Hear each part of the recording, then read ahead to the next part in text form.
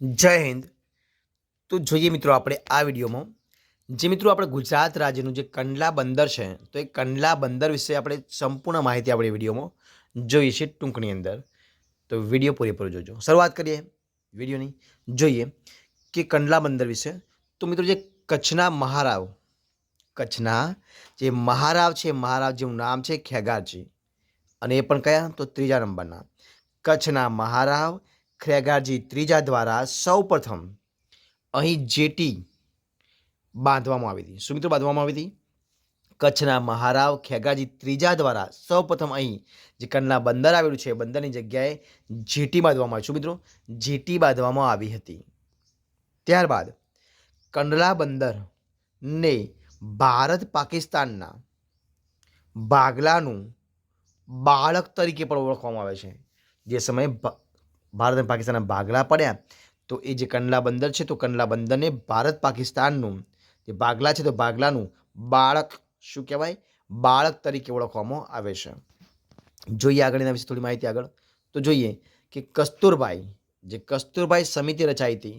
તો એ કસ્તુરભાઈ સમિતિની ભલામણ થઈ તો એ ભલામણના આધારે બંદરની સ્થાપના કરવામાં આવી. આ બંદરની સ્થાપના કરવામાં આવી અને ઉદ્ઘાટન કોને કર્યું હતું? તો એ સમયે આપણા ભારત દેશના વડાપ્રધાન રહી ચૂકેલા એવા જવાહરલાલ નહેરુ દ્વારા એનું ઉદ્ઘાટન કરવામાં આવ્યું હતું. શેનું? તો કંડલા બંદરનું જે સ્થાપના થઈ તો સ્થાપનાનું ઉદ્ઘાટન કરવામાં આવ્યું હતું. કોની સલામતી સમિતિના આધારે?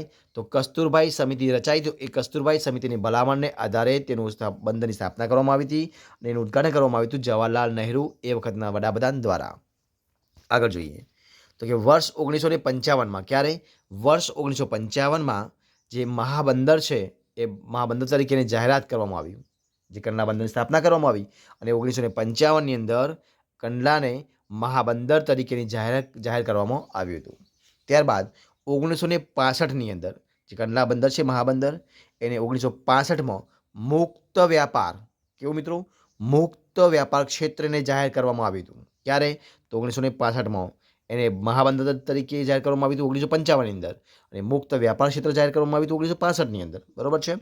આગળ જોઈએ કે 1967માં જે કંડલા બંદર છે કંડલા બંદરને 1967માં એક્સપર્ટ પ્રોસેસિંગ ઝોન 1967ની અંદર એક્સપર્ટ પ્રોસેસિંગ ઝોન તરીકે જાહેર કરવામાં આવ્યું હતું. કોને? તો કંડલા મહાબંદરને એટલે કે મુક્ત બંદરને. ત્યારબાદ જોઈએ કે ટૂના બંદર છે એ ટૂના બંદરને કંડલા બંદરની મદદ માટે વિકસાવવામાં આવ્યું. મિત્રો જે અત્યારનું જે ટૂના બંદર છે એ ટૂના બંદરને જે કંડલા બંદર છે એ બંદરની મદદ માટે વિકસાવવામાં આવ્યું હતું. બરાબર છે. તો આ રીતે આપણે કંડલા બંદર વિશે થોડીક માહિતી મેળવી છે. તો જય હિન્દ, જય ભારત.